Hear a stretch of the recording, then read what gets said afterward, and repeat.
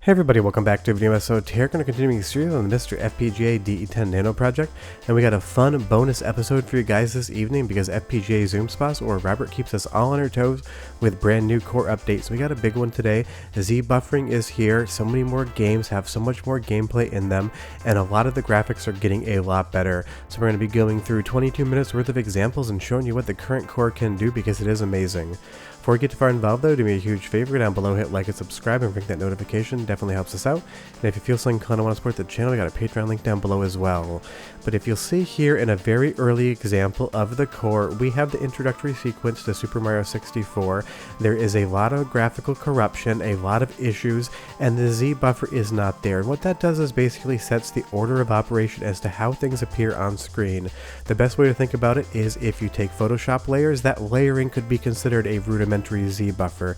If we move over to the current core as it now sits, you're going to see that everything is in its proper place. Sure, we still have some texture issues on the trees, but all of the textures, all of the polygons, all of the elements that make Super Mario 64 what it is are now in the correct order. This just looks like the game you would expect, and this is a previous example without the Z buffer where things are not showing up in the order in which you would expect them to. Z buffering was a huge thing for the Nintendo 64. It's so important to its overall operation, and we have it here now.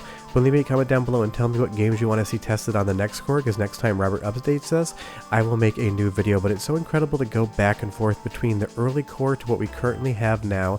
And don't forget, it's only been like 10 days since we started these previews with games playing. Robert works at a breakneck speed. I think he may even be coding for MiSTer when he is asleep. But as we move into the castle here, of course we still have eyeless Mario. You do need an IPS patch, or else the fact that he has eyes crashes the game. It is the weirdest thing. But as we run around in the castle here, in this main courtyard, this looks exactly as you would expect it to, outside of the textures. And honestly, I kind of like the pixelation versus the filtering textures, but tell me down below how you feel about that. It is going to apparently be a mode on the finished core. Moving back to an earlier core without the Z buffering, you're going to see Mario go underneath things like the sun icon on the floor, behind railings. The layering is just not there yet, and that's why it's so important and so amazing to have this Z buffer here, because now the environments in the game are appearing exactly as you would expect them to as far as the priority layering is concerned. Let's move over to Star Fox 64, another great visual example. This is the previous core right here. Watch this ship come in. You're going to see this Star Fox texture, but you're going to see things appearing above it. That should not in any way, shape, or form happen. This is the Z buffer not being implemented, and the Nintendo 64 not knowing how to prioritize what is put on screen at any given time. If we move over to the current core with the Z buffer enabled, as this ship comes by, that same Star Fox logo, that texture right there is on the ship, and absolutely nothing is in front of it. This is the Z buffer in action, and I really wanted to use some impactful visual examples to explain the Z buffer if you weren't quite sure what that is. Now I think you're going to really understand moving forward in the video when I say Z buffer what it does. But as we see more examples here, Star Fox is even more playable and looks even better than when we talked about it a mere 4 days ago. That is how quickly he's iterating on this core. There's so many playable games. Of course, they're not going to be perfectly playable. If you've ever seen Star Fox 64, you know it doesn't look like this, and that's because the RDP, or reality display processor, is not finished. So a lot of the texturing modes, a lot of the things that are actually going to put something on those polygons are not here yet, because as you see the mountains on the left and right in that black silhouette, these would have textures on them. So it's using a different graphical mode on the Nintendo 64, and that code has not been finished or even started yet on MiSTer FPGA. But as more core updates come, you're going to start seeing things like this fill in. Maybe it'll be tomorrow, maybe it'll be next week, maybe it'll be next month. You're never quite sure with Robert and the speed at which he works. But you can play Star Fox today, and big thanks to Andy D for helping me with some of these captures because he's playing it. I played it on my own MiSTer, and it is just absolutely spectacular to see this in motion. And it's so much fun to compare one core to the other one, especially when they come so quickly. You remember what I showed you last time, and you've seen it again. But the core audio is getting even better as well, and Buck Bumble has one of the hilarious sounds in Nintendo 64. Go ahead and listen, and I'll be right back. Never mind, the introductory song to Buck Bumble is copywritten and it threw up a flag, and I actually can't believe that. I thought this one would have gone through pretty clean, but just take my word for it, the song is absolutely hilarious. After you're done with this video, go ahead and look it up on YouTube and check it out. but that is some of the difficulty in making these videos. And to give you guys sound samples, sometimes I actually can't let you listen to what I want to.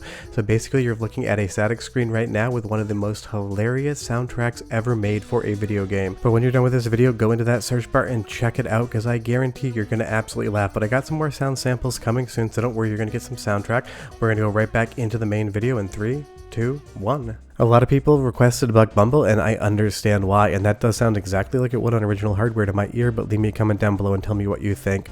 Now, the last time I showed you WIP 64 a mere 4 days ago, it was drawing some graphics to the screen, but you really couldn't get into the game. If you tried to hit any buttons, it would basically just freeze in place. But take a look at this intro right here. This is around the time it will start getting a little bit of an issue, but if you take a look at the water effects, you can see that polygon matrix underneath it, and it's fun to see how the Nintendo 64 works, because you would never really see that matrix on real hardware. It's only because the core is in development that we can see it. But if we move over to the current core right now, you're going to see that same introductory sequence. The graphics are going to be more clear, and we can actually get into a race and start racing around. This core isn't just the Z buffer and visual improvements, there's also been fixes in the background to keep games from crashing and hard hanging so you can get further into them, because this is the start of a race in Wave Race, and it is functioning. The controls are there, most of the visuals are there, the water effects are there, everything that makes it recognizable as WIP 64 is available. But just like Star Fox 64, whatever hardware features the Nintendo 64 is using to put textures on some of the polygons just does not exist yet. But trust me, trying to do a race in this game, I've tried it myself. It is so easy to hit walls. Is that a ramp? No, that is just part of the wall there. So it's definitely going to be more difficult to play these games, but from a technical showcase, it is just so amazing. You can tell the birds are flying around, and you see how Nintendo was able to accomplish that water effect, because when this came out, it was some of the best looking water that you've ever seen in a video game. And now you can just see it's a bunch of triangles as a mesh that undulate up and down that have physics and collision that allow it to look like there's actual real waves running on your Nintendo 64. This was such an amazing bit of visual trickery back in the day, and seeing how it's done without all of the graphics on screen at once is just absolutely incredible. And another game that's been made much more playable is going to be Mario Kart 64. You can get into a lot more cups, you can see a lot more races. It used to be that only 1 or 2 courses would work until it would hard crash, but now you're going to see a lot more. Of course, they're not going to have any walls or floor textures, and you can't see the kart because it is still just a black square, but all of those vehicles are on screen, all of the layering is prioritized correctly, and this is starting to look a lot more like the Mario Kart 64 we all know and love. And I know this is one of Robert's favorite games, so expect to see bigger improvements come to Mario Kart 64 probably earlier, because that's what he was starting to test on his software emulator that he built before he started on the FPGA code. But it's another great example of the audio working as well. So in about 20 seconds I'll give you another sample, but I got a ton of other games to show you in this video. Like I said, it's over 20 minutes long, so we've got a ton, but just seeing this here on screen is wild. It's like the Nintendo 64, except they forgot to bring 60% of the hardware to the party. But the sound, incredible. Listen, and I'll be right back.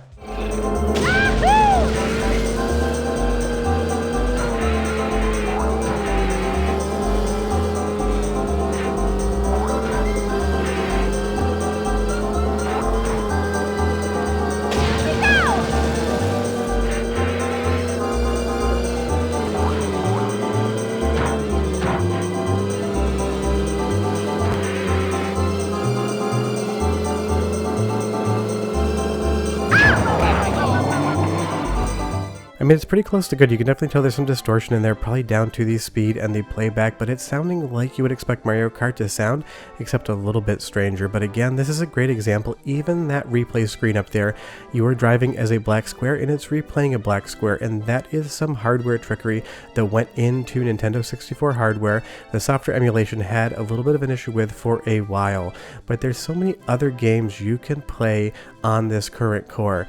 Depending on how much or how little it uses of the Nintendo 64 hardware, you're going to see more or see less. And that's the thing, you have to remember, not every single game utilizes the hardware in the exact same manner. Something like Super Mario 64 or Mario Kart, or the game you see on screen right now, may only use some of the RSP and RDP, where other games may use more implementations of it. But if we move back over to Super Mario 64, the real great example in this video, you're going to see just how much more is actually available. Now you do need to use IPS patches and level selects to see a lot of this, but somebody on the MiSTer Discords has already beaten Super Mario 64 in its current state.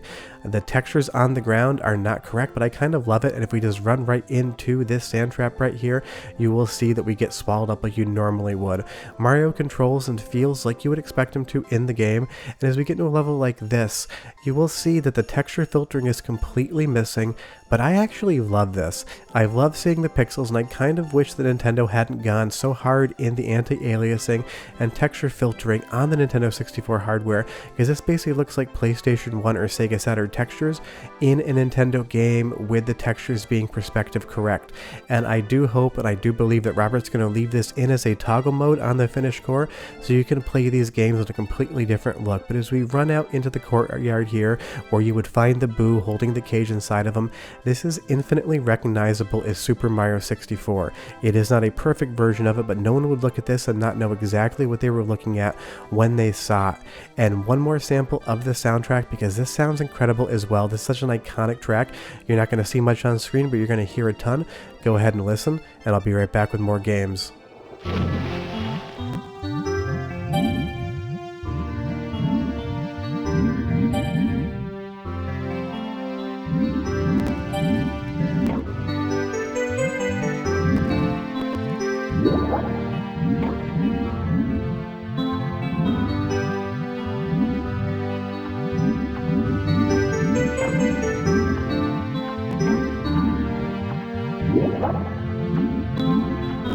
You can certainly tell it's not perfect, but you can also tell exactly what soundtrack that is, and one of the viewer requests from my previous video was to see how Doom 64 is doing. You can see something, but it's not really going to be too much of Doom, but trust me, it is loading, and I'm sure the next core might show a little bit more. Now moving on to some improvements between games, we talk about the Z buffer. Now go to Olympics here on the new core, which you're currently watching. You're going to see a skier skiing downhill, something I'm very familiar with. Worked in skiing for a very long time at high level, was a coach at the X Games.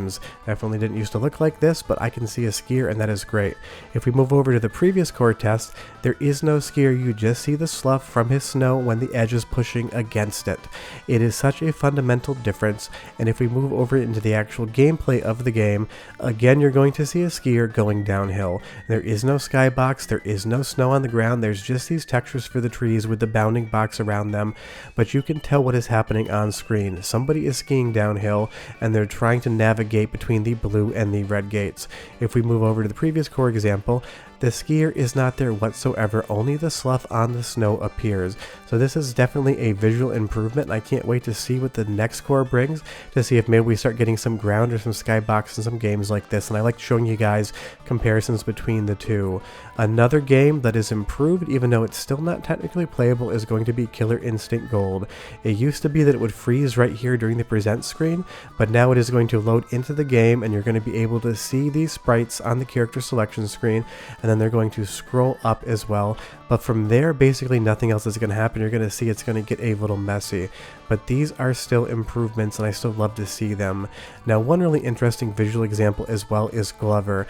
Every single game basically does something different and unique, and that's down to what modes it's using with the Nintendo 64 hardware. You can see the castle, and you can see these boxes coming up with those polygonal meshes there. It is quite hard to tell what it is supposed to be, but every single one of those lines is representative of a polygon that should be drawing on the screen. As we move further on, you're going to see that skybox in red, and the castle is going to rotate around in the camera. It is not running at full speed, but you can see it rendering those polygons to your visual display. You're just not getting any texturing on them quite yet, but it's such an interesting visual example, especially those boxes with the polygonal meshes in them. It really shows you how the models were made up. But let's take a look at something like Diddy Kong Racing. If you can't tell it's Diddy Kong, I'm telling you right now, but it's pretty iconic watching him fly in on that plane. Again, you're seeing things draw to the screen, but this is basically in full silhouette mode. There's no textures throughout the entire thing. You're just going to see solid colors, but all of those blacks right there are representative of different things that would be on the screen in the main game. And it's going to be fun to see games like this progress as well, because don't forget, Rare were some of the best developers on the Nintendo 64, but once you actually get to the game, don't expect to see much. Now, one game that's definitely playable, even though it's missing a lot of graphics, and not really my favorite Nintendo Nintendo 64 game, while I know some people love it and some people ask to see it tested, is going to be Paperboy. I've never been a fan of any of the Paperboy games, but leave me a comment down below and tell me what you think of them. But you can see there's a boy on his bike jumping a car, there's houses, there's trees, there's a dog chasing him. It is all visually recognizable. It's not always in that silhouette mode. And when we get into the game here, of course there is no ground and the buildings don't have any textures, but you can pedal, you can hit obstacles. Very hard to play in an aspect like this, and again, thanks to Andy D for helping with some of these, but it is a game that you can check out. And I'm just not sure if it's going to be everyone's favorite game. I mean, it is Paperboy, it is legendary in its own right, just not my favorite, but seeing it run here, it's just another one of those games that you can tell immediately what it is, how it functions, what you're supposed to do, and you can see recognizable graphical data on the screen. And that's all we really want with these tests, to be able to see new games doing new things with new compatibilities. Paperboy's got you covered. Now, a game that is improved in some ways and then regressed in others is going to be Earthworm Jim 64. This breakup here on screen was not in the previous core, but when you talk to Peter Puppy, it would always freeze right there. Now you can continue further into the game, navigate around more, and see more things. And that's a lot of how the development of these cores work. A new core will add new features, make new compatibilities, but it might break things here and there compared to when it is done and everything is just expected to work. So be aware as you test these cores, as you watch the videos, if something doesn't look as good as it used to, that is just part and parcel of the development process, and it will probably get patched up in a newer core. And that's so much of my favorite part about doing all these tests, is seeing how things change along the way. But something like Lego Racers here, you're going to see a discernible Lego car on the screen, but it's going to be doing so many strange things. And I'm not sure how many people played this game. I kind of forget it exists until I hear it mentioned again, but it is playable on the current Nintendo 64 core, in case you were curious, because a few people did ask. Now, another game that's seen some improvements, an example I used last time because it was playable, is NFL Blitz. The models are going to look a little bit better, some of the layering priorities are going to be a little bit nicer, and it does seem to run at a faster speed. Maybe it's just my imagination, but this seems to be running at the exact frame rate as it would if you had original hardware. But then again, I haven't played a ton of NFL Blitz, so leave me a comment down below if you're super familiar with the game. Tell me what you think about that display. But moving back to Road Rash 64, a game I showed in the last video, there is a lot more going on.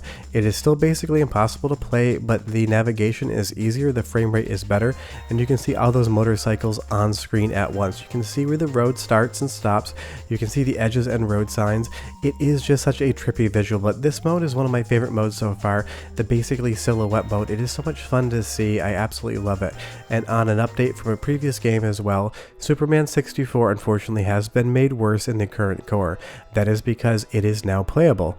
And like I said last time, if it's your favorite game, I'm happy for you. It's not my favorite game, but if it makes you happy, that is awesome. And you can play it in the current core. And honestly, in its current situation, this may actually be better than the original Superman 64 because it's not drawing all the graphics on the screen. And the joke being is that there was a lot of draw distance issues in fog in the original game, and the developers explained that away as kryptonite fog. It is maybe the funniest explanation of why a game had poor performance and draw distance that I've ever heard, and it's basically become a meme since then. But you can play the game, you can see the rings you need to fly through, but unfortunately, just like the real game on real Nintendo 64 hardware, it is almost impossible to actually succeed. This is one of the most difficult opening levels of any game ever made, and probably the most difficult opening level on the Nintendo 64. Leave me a comment down below and tell me if you played this back in the day, because I definitely rented it, was excited to play it, got home, and knew I had wasted that weekend's rental worth of money because I got to rent one game a week, and one time I chose Superman 64. But that's the status of the current core. Next time Robert updates it with more visuals and more compatible games, I will do another video either in the morning or as a bonus episode in the evening. But the speed at which Robert develops these cores is nothing short of spectacular, and I absolutely love covering them, even if he keeps us on our toes, constantly making work to show you what the new thing that happened is. Short of that, I'll have a video tomorrow morning. I'll have the mainline MiSTer video on Thursday and videos for the week, but next time Robert updates, expect another video. But the current Nintendo 64 status is good. Bye bye.